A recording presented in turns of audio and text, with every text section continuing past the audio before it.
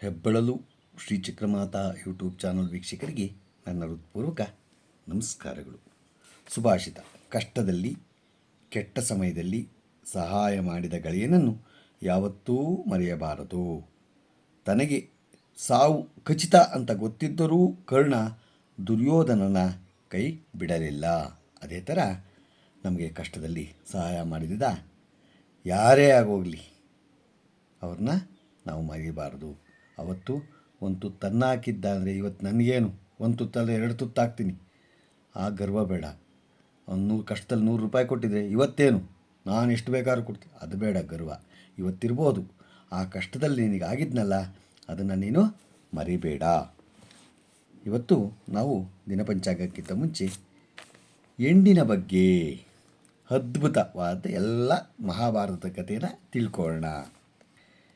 ದಶರಥ ಮಹಾರಾಜರು ತನ್ನ 4 ಪುತ್ರ ರತ್ನರ ಜೊತೆ ಸಕುಟುಂಬ ಸಪರಿವಾರ ಸಮೇತ ಅದ್ದೂರಿಯ ಮದುವೆಯ ದಿಬ್ಬಣದೊಂದಿಗೆ ಜನಕ ಮಹಾರಾಜರ ಅರಮನೆಯ ಹೆಬ್ಬಾಗಿಲಲ್ಲಿ ಬಂದು ನಿಲ್ಲುತ್ತಾರೆ. ಆಗ ಜನಕ ಮಹಾರಾಜರು ತನ್ನ ಪರಿವಾರದ ಜೊತೆ ಎದುರಿಗೆ ಬಂದು ರಘುರಾಮನ ಮದುವೆ ಮೆರವಣಿಗೆ ಸ್ವಾಗತ ಕೋರುತ್ತಾರೆ. ದಶರಥ ಮಹಾರಾಜ ತುಂಬ ವಿನಮ್ರದಿಂದಾಗ ಏನು ಮಾಡ್ತಾರೆ, ಹೋಗಿ ಅವರ ಪಾದಗಳಿಗೆ ನಮಸ್ಕಾರ ಮಾಡುತ್ತಾರೆ. ಗಲಿಬಿಲಿಗೊಂಡ ಜನಕನು ದಶರಥ ಮಹಾರಾಜರನ್ನು ಎಬ್ಬಿಸಿ ಅಪ್ಪಿಕೊಂಡು ಆಶ್ಚರ್ಯದಿಂದ, ಮಹಾರಾಜ, ನೀವು ದೊಡ್ಡವರು, ಮೇಲಾಗಿ ವರ್ಣಕತಿ ಕಡೆಯವರು, ಹೀಗೆ ನನಗೆ ಪಾದಾಭಿವಂದನೆ ಮಾಡುವುದು ಸರಿಯಲ್ಲ. ಗಂಗೆಯು ಹಿಂದಕ್ಕೆ ಹರಿಯುತ್ತಿರುವವಳೆ ಎಂಬ ಸಂಶಯ ಮೂಡುತ್ತಿದೆ ಎಂದರು. ಅದಕ್ಕೆ ದಶರಥ ಮಹಾರಾಜರು ಅದ್ಭುತವಾದ ಉತ್ತರವನ್ನು ಕೊಡುತ್ತಾರೆ. ಜನಕ ಮಹಾರಾಜರೇ, ನೀವು ದಾನ ನೀಡುವವರು, ಇನ್ನೂ ಸ್ವಲ್ಪ ಹೊತ್ತಿಗೆ ಕನ್ಯಾದಾನ ಮಾಡುತ್ತಿರುವವರು. ನಾನು ಯಾಚಕ, ನಿಮ್ಮಿಂದ ಮಗನಿಗಾಗಿ ಕನ್ಯೆಯನ್ನು ಬೇಡಲು ಬಂದಿರುವೆನು. ಈಗ ನೀವೇ ಹೇಳಿರಿ, ದಾನ ಮಾಡುವವನು ದೊಡ್ಡವರೋ ಇಲ್ಲ ದಾನ ಬೇಡುವವರು ದೊಡ್ಡವರು? ನಮ್ಮಿಬ್ಬರಲ್ಲಿ ಶ್ರೇಷ್ಠನೆಂದು ನಿಮಗೆ ಗೊತ್ತು ಎಂದರೋ? ಗೊತ್ತಾಯ್ತಾ? ನಾವು ದಾನ ಮಾಡೋರು ದೊಡ್ಡವರೇ ಹೊರತು ದಾನ ಇಸ್ಕೊಳ್ಳೋರು ದೊಡ್ಡವರಲ್ಲ. ದಶರಥ ಮಹಾರಾಜರು ಮಾತು ಕೇಳಿದ ಜನಕನಿಗೆ ಕಣ್ಣೀರು, ಆ ಆನಂದ ಭಾಷೆಗಳು ಒಮ್ಮೆಲೇ ಉಂಟಾದವು. ಉದ್ವೇಗದಿಂದ ತನ್ನಲ್ಲಿಯೇ ಅಂದುಕೊಳ್ಳುತ್ತಾರೆ, ಹೌದು, ಯಾರ ಮನೆಯಲ್ಲಿ ಮಗಳಿರುತ್ತಾಳೋ ಅವರೇ ಭಾಗ್ಯವಂತರು. ಪ್ರತಿ ಮಗಳ ಭಾಗ್ಯದಲ್ಲಿ ಅಥವಾ ಅದೃಷ್ಟದಲ್ಲಿ ತಂದೆ ಇದ್ದೇ ಇರುತ್ತಾನೆ, ಆದರೆ ಪ್ರತಿ ತಂದೆಯ ಭಾಗ್ಯದಲ್ಲಿ ಮಗಳಿರಲ್ಲ. ಇದು ಭಾರತೀಯರ ಮನಸ್ಸಲ್ಲಿ ಮಗಳಿರುವ ಮಹತ್ವ. ಗೊತ್ತಾಯ್ತಾ? ರಾಮನಿಗೆ ಸೀತೆ, ಕೃಷ್ಣನಿಗೆ ರಾಧೆ, ಶಿವನಿಗೆ ಪಾರ್ವತಿ, ನಾರಾಯಣನಿಗೆ ಲಕ್ಷ್ಮಿ. ಗೊತ್ತಾಯ್ತಾ? ಮಂತ್ರಪಟ್ಟಣದಲ್ಲಿ ಗಾಯತ್ರಿ, ಗ್ರಂಥಪಟ್ಟಣದಲ್ಲಿ ಗೀತಾ, ದೇವರಿಗೆ ವಂದನಾ, ಅರ್ಚನಾ, ಪೂಜೆ, ಆರತಿ, ಆರಾಧನಾ. ನಮ್ಮ ದಿನನಿತ್ಯದಲ್ಲಿ ನಾವೇನು ಮಾಡಬೇಕು? ಉದಯಕ್ಕೆ ನಾವು ಸಂಧ್ಯಾ ವಂದನೆ ಮಾಡಬೇಕು. ಯಾವತ್ತೂ ನಾವು ತಿಳ್ಕೊಂಡು ನಾವು ಇದನ್ನು ಮಾಡಿದಾಗ ಒಳ್ಳೆಯದಾಗತ್ತೆ. ಇವತ್ತು ನಾವು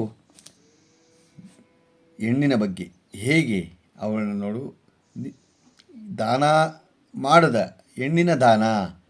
ಗೊತ್ತಾಯ್ತಾ? ಈಗೇನು ಮಾಡ್ತೀವಿ, ಗಂಡೋರು ಹೋಗ್ಬಿಟ್ಟು ನಮಗೆ ಎಷ್ಟು ಜನ ಪ್ರಾಶಸ್ತ್ಯ ಅಂತಾರೆ, ಆದರೆ ಹೆಣ್ಣಿನ ಕಡೆಯೋರು ದಾನ ಮಾಡ್ತಾರೆ. ನಾವು ಗಂಡೋರು ಏನು ಮಾಡ್ತಾರೆ, ದಾನ ತೊಗೊತಾರೆ. ಅದರಿಂದ ಹೆಣ್ಣಿನ ಕಡೆನೇ ಮೇಲು ಅಂತ ಮಹಾಭಾರತದಲ್ಲೇ ಹೇಳಿದರೆ, ಯಾವತ್ತೂ ಹೆಣ್ಣಿಗೆ ಪ್ರಾಶಸ್ತ್ಯ ಇದ್ದೇ ಇರತ್ತೆ. ಮೊದಲು ಪ್ರಾಶಸ್ತ್ಯ ನಾವು ಹೆಣ್ಣಿಗೆ ಕೊಡಲೇಬೇಕು. ಗೊತ್ತಾಯ್ತು? ಇದರಿಂದ ನಾವು ತಿಳ್ಕೊತೀವಿ. ಇವತ್ತು ದಿನಪಂಚಾಂಗವನ್ನು ನಾವು ತಿಳ್ಕೊಳ್ಳೋಣ. ದಿನಾಂಕ 17/5/2025 ಶನಿವಾರ, ಶ್ರೀ ವಿಶ್ವಾವಸು ನಾಮ ಸಂವತ್ಸರ, ಉತ್ತರಾಯಣ, ವೈಶಾಖ ಮಾಸ, ವಸಂತ ಋತು, ಕೃಷ್ಣಪಕ್ಷ, ತಿಥಿ ಪಂಚಮಿ, ರಾತ್ರಿ 2:17, ನಕ್ಷತ್ರ ಪೂರ್ವಾಷಾಢ, ಹಗಲು 2:53, ಮಳೆ ಕೃತಿಕ 2ನೇ ಪಾದ, ರಾಹುಕಾಲ 9:10ರಿಂದ 10:45 ತನಕ ಇದೆ, ಗುಳಿಕ ಕಾಲ 5:59ರಿಂದ 7:35 ತನಕ ಇದೆ, ಯಮಗಂಡ ಕಾಲ 1:55ರಿಂದ 3:30 ತನಕ ಇದೆ. ಇವತ್ತು ಯಾರು ಹುಟ್ಟುಹಬ್ಬ ಆಚರಿಸ್ಕೊತಿದ್ರು, ಮದುವೆಯಾದ ದಂಪತಿಗಳು ವಾರ್ಷಿಕೋತ್ಸವ ಆಚರಿಸ್ಕೊಂತಿರೋರಿಗೆ ನಮ್ಮ ಹೆಬ್ಬಳಲು ಶ್ರೀ ಚಕ್ರಮಾತಾ ಯೂಟ್ಯೂಬ್ ಚಾನಲ್ ಕಡೆಯಿಂದ ಶುಭ ಕಾಮನೆಗಳನ್ನು ತಿಳಿಸ್ತೀವಿ.